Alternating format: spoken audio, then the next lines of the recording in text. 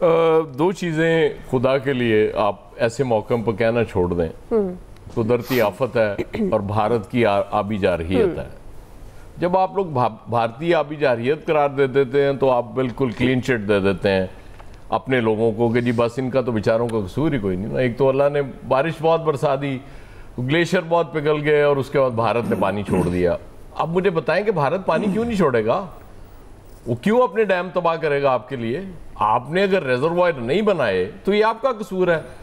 آپ آج بھی وہ جو عامر ذکر کر رہے تھے وہ نہروں کا, مجھے نہیں پتا کہ وہ ظاہر ہے میں کوئی ٹیکنیکل بندہ نہیں ہوں کہ اس پہ, تب ہمارے یہاں مسئلہ سب سے بڑا یہ ہے کہ ٹیکنیکل چیزوں پہ بھی وہ سیاستدانوں کو اعتماد میں لیا جاتا ہے. مطلب یہ نہیں ہوتا کہ ٹیکنیکل لوگوں کو لا کے بٹھا کے ان سب کو ایک کمرے میں بٹھا کے بتایا جائے کہ حضور یہ لوگ ہیں جو یہ بات کر رہے ہیں. ہاں آپ اگر سمجھتے ہیں کہ آپ کے کچھ لوگ اس کو ٹھیک نہیں سمجھ رہے, آپ اپنے ٹیکنیکل لوگ دے دیں, ان میں ڈیبیٹ ہونی چاہیے. یہ سیاستدانوں میں آپس میں ڈیبیٹ نہیں ہونی چاہیے کہ کون سا ڈیم بننا ہے, کون سی نہر نکلنی ہے نکلنی. وہ اپنے اپنے ٹیکنیکل لوگوں کو دے دیں, ایکسپرٹس کو دے دیں, ایکسپرٹس بیٹھ کے ڈیبیٹ کر کے کسی نتیجے پہ پہنچ جائیں. ہمارا طریقہ ہی غلط ہے. یہ پنجاب کا سب سے جو بیکار ترین وزیر اعلیٰ تھا عثمان بزدار, اس کے دور میں انڈر گراؤنڈ وہ بننا شروع ہوئے واٹر ٹینکس یہ بارش کے پانی کے لیے. وہ تو بیکار ترین تھا نا, اس نے تو کیا ہی کچھ نہیں. اب ظاہر ہے وہ بہت ساری خامیاں ہوں گی اس کے لیڈر میں عمران خان میں, لیکن یہ آئیڈیا تو عمران خان کا تھا, اس سے تو کوئی انکار ہی نہیں کر سکتا.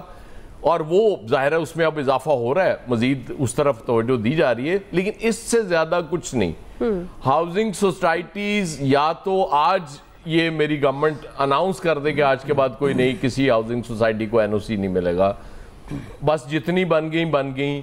آج کے بعد کسی ہاؤسنگ سوسائٹی کو ایکسٹینشن نہیں ملے گی, جتنی بننی تھی بن گئی. لیکن نہیں, اس طرف کچھ نہیں ہوگا. مطلب یہاں مسئلہ ہی سب سے بڑا یہ کہ آپ بنا سوچے سمجھے وہ جس طرح آبادی بڑھتی جا رہی ہے نا اس طرف کوئی توجہ نہیں دے رہا. وہ اتنا بڑا بوم ہے کہ جتنی مرضی آپ گروتھ کر لیں وہ اس کا فائدہ ہی کوئی نہیں ہونا. اسی طرح یہ جو مشروم گروتھ ہوتی ہے باقی, وہ نئی ہاؤسنگ سوسائٹیز بن جاتی ہیں اور دھڑا دھڑ بن رہی ہیں. وہ تو ہر دوسرے دن کوئی نہ کوئی نیا ہورڈنگ, کوئی نیا بورڈ نظر آ جاتا ہے کہ یہ بڑی کمال لوکیشن پہ ہاؤسنگ سوسائٹی بن گئی ہے. آپ مجھے بتائیں دنیا میں کہاں GT روڈ پہ اتنی آبادی ہوتی ہے جتنی ہمارے یہاں ہے؟ مطلب آبادیاں تو اس سے بہت دور ہوتی ہیں, لیکن اب کچھ زیادہ ٹائم نہیں گزرے گا یہ آپ کی موٹر بیس کے بھی ارد گرد ساری آبادی ہوگی. آپ کے ایئرپورٹس کے ساتھ آبادیاں اتنی زیادہ, یہ کہاں ہوتا ہے یار دنیا میں؟ یہ تو مجھے ذرا سمجھا دے. وہ جو کراچی میں حادثہ ہوا تھا اور ابھی انڈیا میں بھی ریسنٹلی یہی ہوا ہے کہ آپ اتنی قریب آبادیاں بنا دیتے ہیں, اس کے بعد اگر خدا نخواستہ حادثہ ہوگا تو وہ جو جہاز میں بدقسمت لوگ سفر کر رہے تھے وہ تو مریں گے, وہ زمین پہ بھی مرنے کے لیے لوگ تیار ہوتے ہیں. تو یہ ایمرجنسی اس وقت نافذ کرنے کی ضرورت نہیں ہے, یہ ایک مستقل ایمرجنسی چاہیے اس کے لیے. آپ کو پتہ ہے وہ چیئرمین MNDM میں کہیں نہ کہیں, یہ سب کو پتہ ہے کہ یہ ہر سال یہ مسائل بڑھنے ہیں آپ کے, یہ کم نہیں ہونے. لیکن بدقسمتی سے آج ہنگامی حالت سارا کچھ, وہ بھاگ دوڑ بھی نظر آ جائے گی آپ کو, وزیر بھی ادھر ادھر جی وہ علاقے سے نہیں نکلیں گے, یہ کر دیں گے وہ کر دیں گے. اس کے بعد پھر سب بیٹھ جائے گا آرام سے, اس کے بعد پھر سیاست ہوگی, اگلے سال پھر خدا نہ خواستہ یہ موسم آئے گا اور ہم اسی طرح بات کر رہے ہوں گے. کوئی یہاں پہ کسی کے کان پہ جون تک نہیں رینگتی اس ملک میں, کسی کو کوئی فرق نہیں پڑتا, کیونکہ ان لوگوں نے تو ظاہر ہے بچ ہی جانا ہوتا نا. مجھے یاد ہے 88 میں, اور راوی کو سوکھا دیکھ کے یقیناً تکلیف ہوتی ہے, ظاہر ہے وہ ہم نے اس کو ہرا بھرا اتنا زیادہ پانی دیکھا ہوا ہے راوی میں, لیکن اب پانی آیا تو اس کے بعد دیکھ لیں کتنا بڑا عذاب آیا. مجھے 1988 یاد آ رہا ہے جب وہ شادارہ بھی ڈوب گیا تھا اور بہت برے حالات تھے اس شہر کے. اللہ تعالیٰ رحم کرے, کیونکہ آج رات کہتے ہیں بہت بڑا ریلا کوئی گزرنا ہے راوی سے تو اللہ تعالیٰ رحم کرے, دعائی مانگ سکتے ہیں اور ہمارے پلے ہے ہی کچھ نہیں. اب فیصل صاحب, مستقل ایمرجنسی ہونی چاہیے, لانگ ٹرم پلاننگ کی بات ہونی چاہیے, اس کا احساس ہے کیونکہ جب اس طرح کے معاملات ہوتے ہیں تو سبھی بات کر رہے ہوتے ہیں, اور خاص طور پر جو ٹیکنیکل ایکسپرٹس کی بات ہوتی ہے تو ایسے لوگوں کو گورنمنٹ کو شامل کرنا چاہیے. تو یہ پھر کیوں ایسی باتیں, سوچ سب کچھ ہے, لیکن جب کوئی ایسی آفت آنی ہے اسی وقت یہ گفتگو بھی اسی وقت ہی ہوتی ہے جو ذکر ہو رہا ہے, میڈیا بھی پھر بات کرتا ہے, سیاستدان حکومتیں بھی جاگ جاتی ہیں اور پھر فوری طور پر ایکشن بھی شروع ہو جاتے ہیں. تو جو درمیان کا ٹائم پیریڈ ہوتا ہے, کیا اس میں کوئی پلاننگ, کسی قسم کی کوئی ہنگامی ایمرجنسی, کوئی ایسا دورانیہ نہیں ہو سکتا؟ کون ہمارا ٹیکنیکل ایکسپرٹ کون ہے آپ بتائیں؟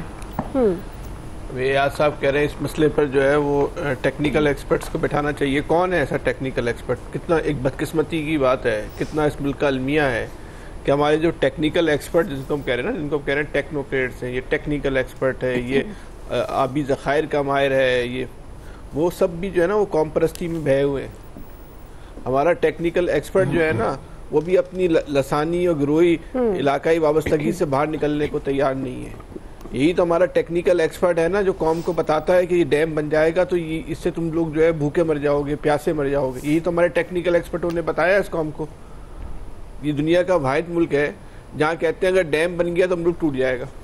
اب بتائیں یار اس قوم کا کیا علاج کریں گے آپ؟ جہاں ڈیم بننے سے جو ملک ٹوٹنے کا خطرہ ہوتا ہو, جہاں ڈیم بننے سے جو ہے اب اتنا پانی آ رہا ہے, ہزاروں کروڑوں پتہ نہیں کیا کچھ تباہی بربادی مچ گئی, اس کی کوئی ٹینشن نہیں ہے, اس کی پریشانی نہیں ہے. لیکن اگر اس پانی کو ذخیرہ کرنے کی آپ بات کریں گے تو کہیں گے کہ بھائی پاکستان کو خطرہ ہے. اب کیا کر سکتے ہیں آپ؟ انا للہ و انا الیہ راجعون کے علاوہ کیا اس قوم کو کیا کر سکتے ہیں؟ ہر آدمی تو یہاں ٹیکنیکل ایکسپرٹ ہے. جس نے میٹرک کا امتحان نہیں دیا وہ بھی آپ کو بتا رہا ہوتا ہے, سمجھا رہا ہوتا ہے کہ ڈیم بننے کے کیا کیا نقصانات ہیں, اور یہ ڈیم جو ہے وہ فلانی قوت کیوں بنانا چاہتی ہے. ہم سن رہے ہوتے بڑے وجہ سے ہڑتالیں ہو رہی ہیں. یہ پاکستان دنیا کا واحد ملک ہے یا ترقیاتی منصوبوں کے خلاف جو باقاعدہ احتجاج ہوتے ہیں. کون سے ملک کے اندر ہوتے ہیں؟ یہ سب ہمارے المیہ ہے نا.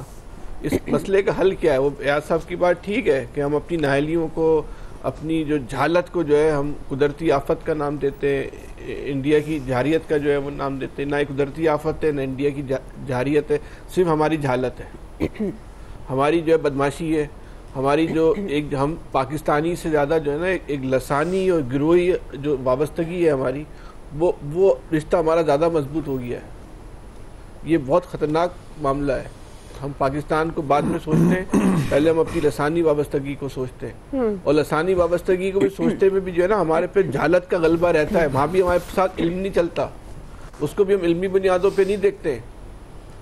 دیکھ لیں اب یہ کیا ہوا اس ملک کے اندر, یہی اس کا حل ہے. جو تباہی مچ رہی ہے, یہ جو ہماری سوچ ہے, جو اس ملک کی جو قومی جماعتیں ہیں, جو اس ملک میں وزیر اعظم اور صدر پاکستان جیسے عہدوں پر رہی ہیں اور ہیں, وہ بھی اپنی علاقائی وابستگیوں سے اور لسانی وابستگیوں سے نکلنے کو تیار نہیں ہے. اور ان کے حوالے پاکستان ہے. اس سے بڑا المیہ